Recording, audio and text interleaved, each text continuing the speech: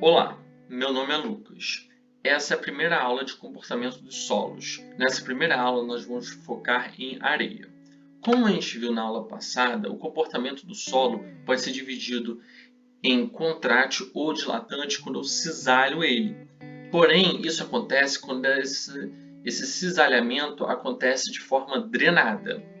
Se acontecer de forma não drenada, o comportamento pode ser dividido em excesso de poropressão positivo ou negativo.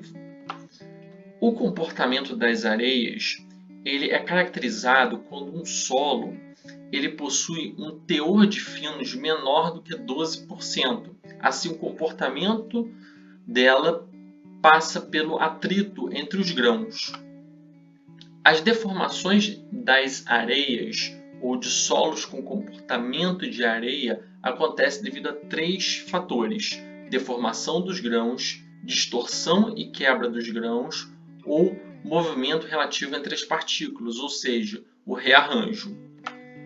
Então, um experimento que aconteceu com a areia de Ottawa, ele elucidou bastante o que acontece quando um solo é solicitado de forma edométrica. Na primeira fase, acontece um rearranjo dos grãos. Na segunda fase, a tensão está tão grande que os grãos quebram. Como os grãos quebram, o solo, ou seja, a areia, nesse caso, passa a ter uma nova granometria. Então acontece um rearranjo novamente. Note que a deformação do grão não acontece, porque ela é muito pequena. Então a gente pode considerar o grão de uma areia como indeformável. Então, Simões, 2015, reproduz esse mesmo experimento na areia de Ipanema. Então, ele conseguiu a fase de rearranjo, a primeira fase, e a segunda fase, que é a de quebra de grãos. Porém, as tensões dele não foram tão altas. Assim, ele repetiu o experimento com um corpo de prova menor, ou seja, com a mesma máquina, ele chegou a tensões aplicadas no corpo de prova maiores. Porém, mesmo assim, a fase 3, ou seja, o rearranjo depois da quebra dos grãos, não foi encontrado. Então, as deformações em areias elas acontecem majoritariamente de forma drenada. Por quê? O que é essa de forma drenada?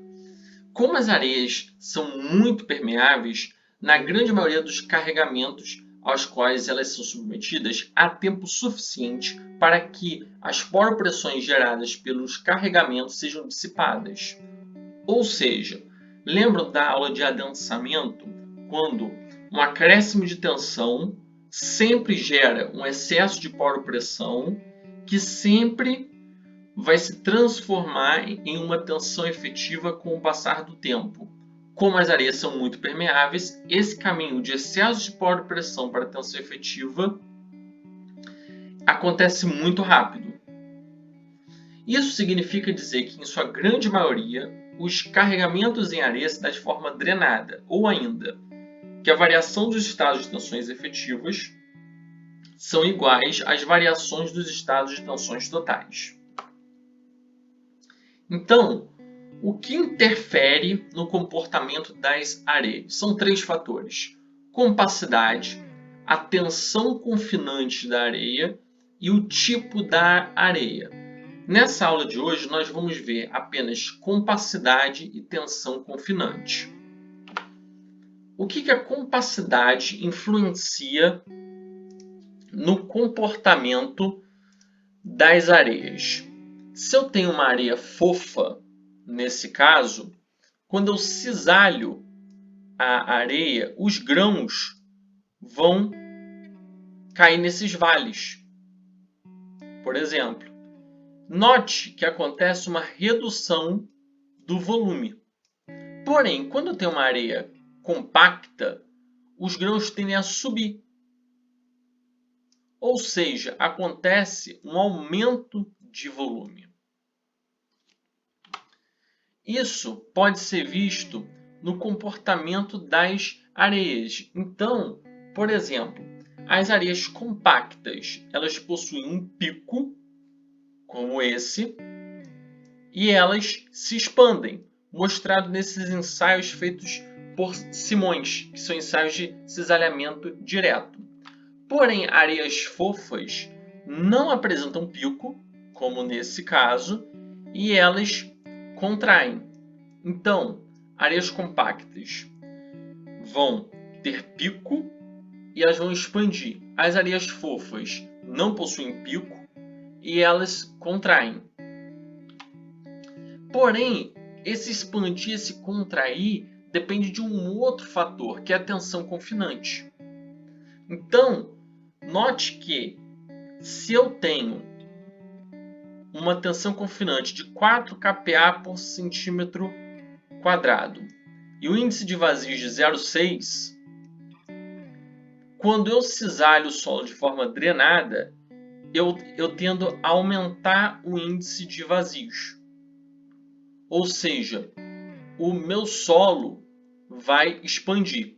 Porém, se eu tenho um índice de vazios de 0,6 e uma tensão confinante de 12 kgf por centímetro quadrado, o meu solo vai tender a reduzir o índice de vazios. Ou seja, ele vai contrair. E o que isso pode me dar? Isso pode me dar o parâmetro de estado, ou seja, o índice de vazios que a minha areia está menos o índice de vazios crítico.